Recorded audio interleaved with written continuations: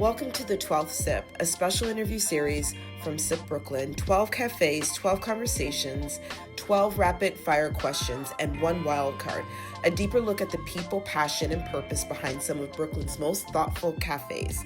Welcome, Jenny. Welcome to the 12th SIP. Today I'm joined by Jenny Cooper, owner of IXV Coffee. And so we're doing 12 questions, one wild card. So let's take the first sip. Jenny, welcome. Like I said, it's a good Sunday out here. The weather is nice. I found out that you're Canadian. I'm Canadian. And what brought you to Brooklyn? And what made you decide that this neighborhood is where you wanted to build something? I lived in Canada until I was through high school. And then my parents were American, so we moved back here because my dad was teaching in Ottawa. I was actually from Massachusetts, like Canada and Massachusetts. We go back and forth, but I identify as Canadian. Okay.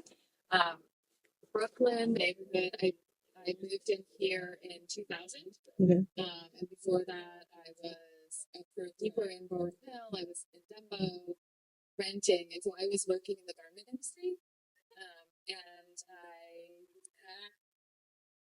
Third Avenue, baby. That's where it all happened. Right.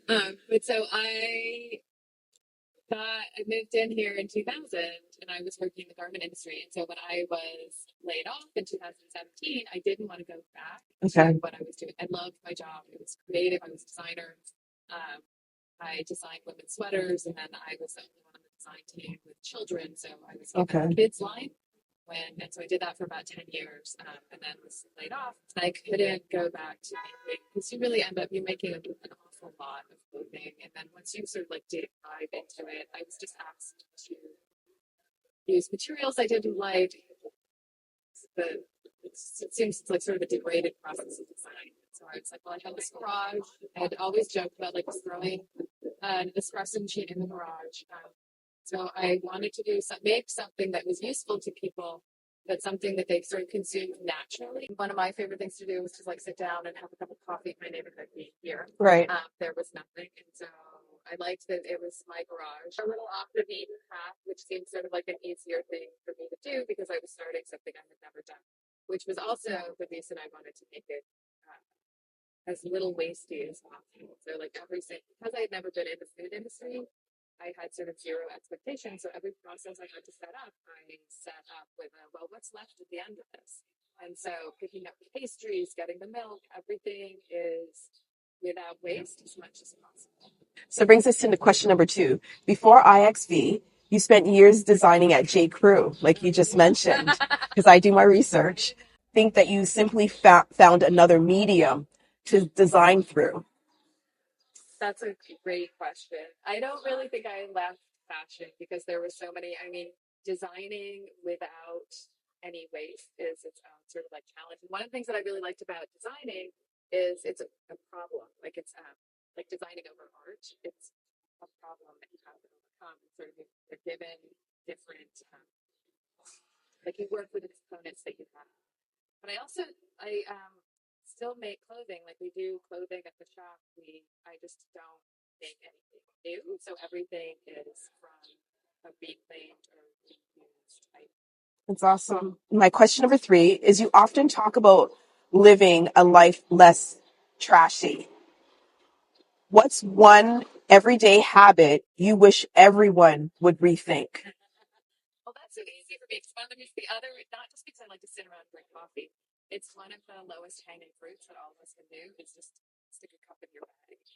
And like we have this thing that it's so much work, like we can't do it. It's actually like I did it for like 15 years working in Manhattan. I just always had my drink was a portavato, so it was small, but it was sealed, like with my bag. It came with me everywhere, and it was just so easy. And so when I was starting Coffee Shop, I was like, well, just ask everybody else to do that too. Question number 4. Every detail here seems intentional, from the reusable glass milk bottles to composting to the vintage pieces to the way customers experience IXV. When you're making a decision for your business, what's the first question you ask yourself? I mean, well, really, sort of two questions. What's left at the end? Like, am I making something that will leave a pile of trash? And by this time, the answer is mostly no. Pretty much no. It's no. And then also, like, is it going to be desirable? Like, is it going to be something that somebody wants? And is it useful? Is it like, does it taste good? How it tastes? Like, do you want it? And so that's the first thing I ask my question myself. So we're at question 5. The coffee shop used to be your garage. Was there ever a moment where you thought, this is either the craziest idea or actually this is going to work? Oh, well, actually, I mean, I was laid off, and I had to earn a living somehow, and I was a little bit dismayed at some of the options that were open to me within the garment industry, and just sort of like the direction of the entire industry. I sort of struggled with a little bit, and so I figured how hard could it be? And I'm so happy that you're still here.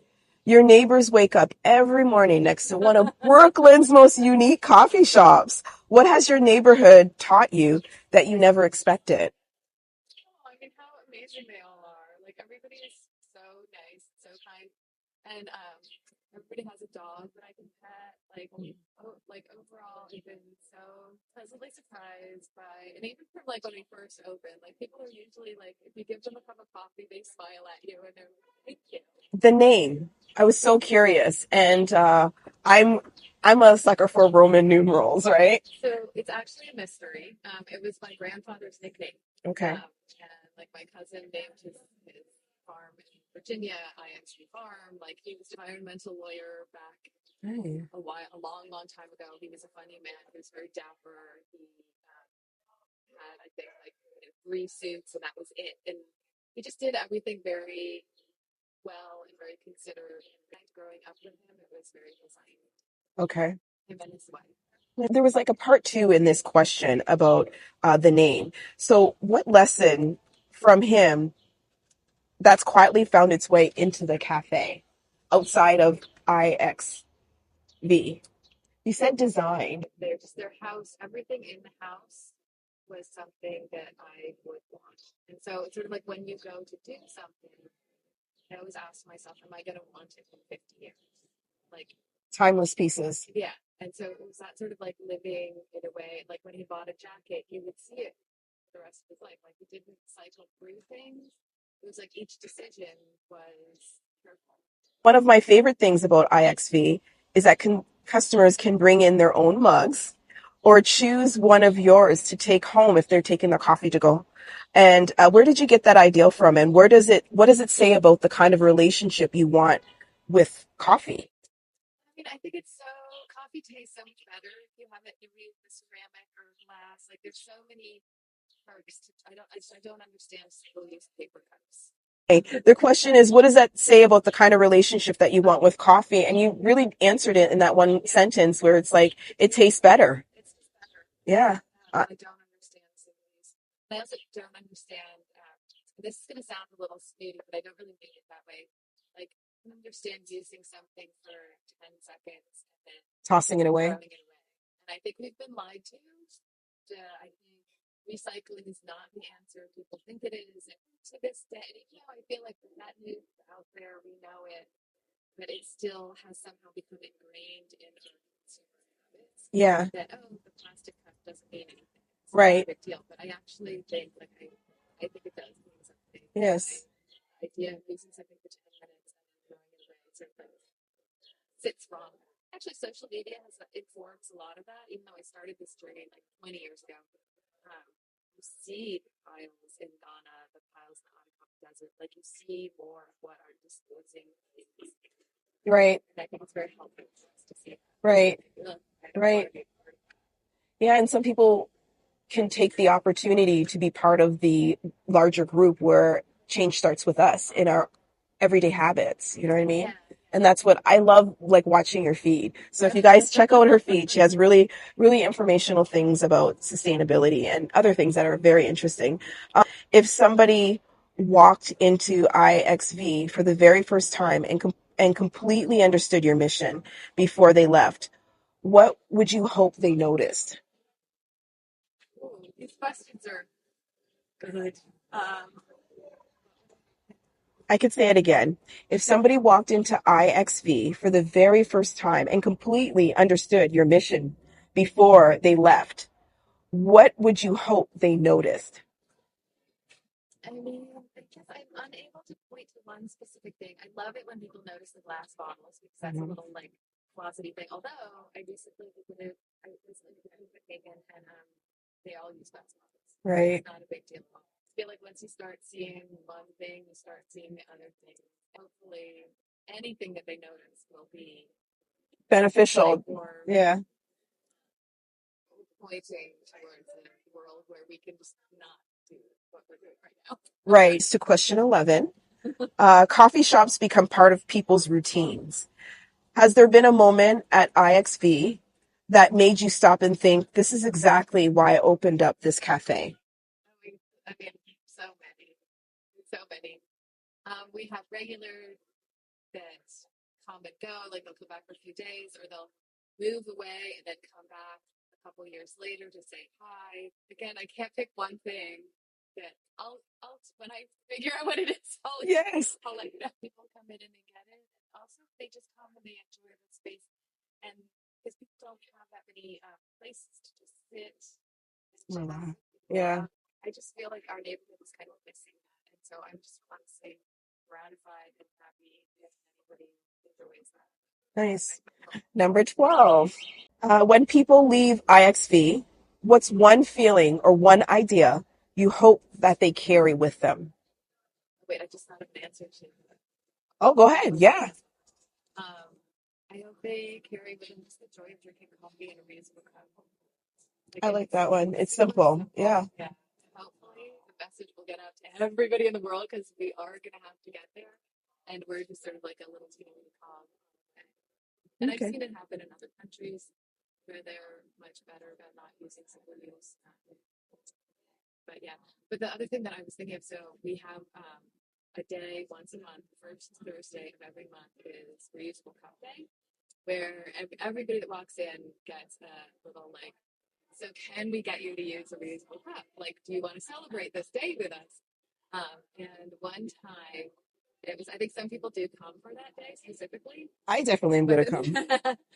One time, a gentleman came with his reusable cup and, ordered his drink. And he's like, I'm here because I came 2 years ago and it was reusable cup day. And that's when I started using reusable cup. And so I would have to say that was like, wow. And I'm glad that you came full circle back to it. You know what I mean? Yeah. Because now everybody can come at the first of. Yeah, the first Thursday of every month. Yes. And then we're also going to be doing vending last Friday. Okay. Of course. You're welcome. Join the conversation. So, a wild card, because I think we all need to be wild a little bit. So, imagine Brooklyn 100 years from now. Someone opens up a time capsule buried beneath IXV.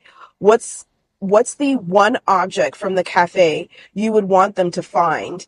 And what story would you hope it tells about how we lived? I think they would have to find one of the blue porcelain coffee cups. Like we have these sort of like distinctive blue porcelain. And it's actually a blue porcelain with the pigment in the cup that's made by my friend Julie Hirschfeld. Somebody had one tattooed on their arm once, which it just feels very visually, makes me think of IXV. And it's a reusable cup. That's all we use here. Reusable. Jenny, thank you so much for sharing your story and for inviting us into IXV. I really appreciate your time. And until now, ta-ta for now. Brooklyn, thanks for tuning in and apologies for the auto issues. We in New York.